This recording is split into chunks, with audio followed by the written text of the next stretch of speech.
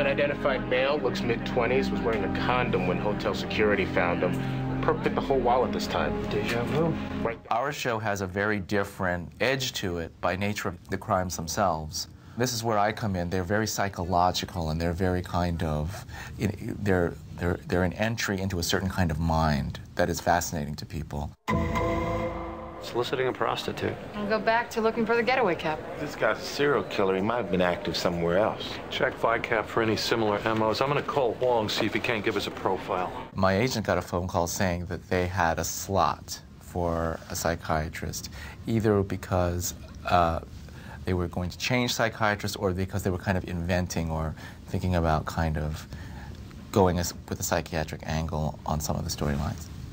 And I came in originally and was asked to do 4 episodes playing this particular character.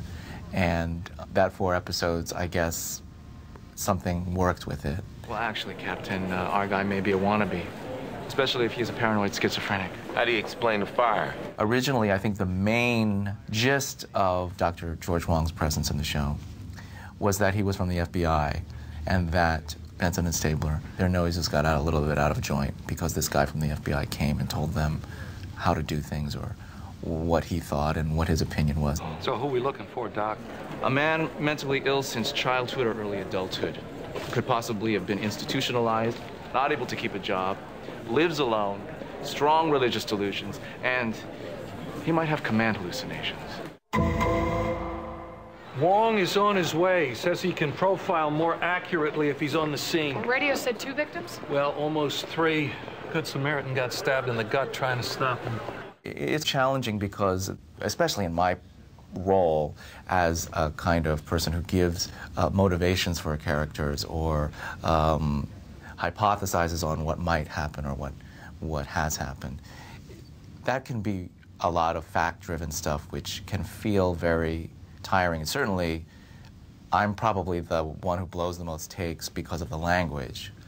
I mean, it's very difficult language. It can be very hard to connect emotionally to the language because it really is just all facts. Schizophrenia usually strikes young adults and teenagers. Daniel Varney may appear to be psychotic, but his loss of memory suggests something else is going on. What? Organic dementia. However, it is rewarding because it's really great storytelling. It's really fun to be part of unraveling the mystery. Tertiary stage, the MRI shows cortical degeneration and atrophy. Meaning what? His brain is Swiss cheese. There is always a certain kind of gallows humor going on the set. And there's a fine line between tasteless gallows humor and a kind of gallows humor which creates a collective sigh of kind of recognition of the heaviness of whatever it is that we're dealing with. You know, I only will be on a TV show unless it's about the most depraved kinds of people or the things that they do or the most unspeakable crimes. If people are going to panic, at least give them something to panic about. The publicity's just going to excite him more. I think he's awful excited right now without publicity.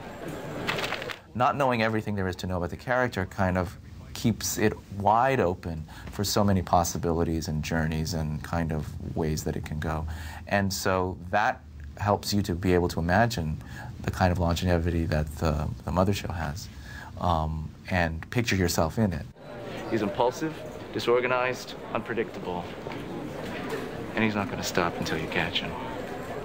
There are a lot of things we don't know about some of these characters, and learning about them is part of the fun of it.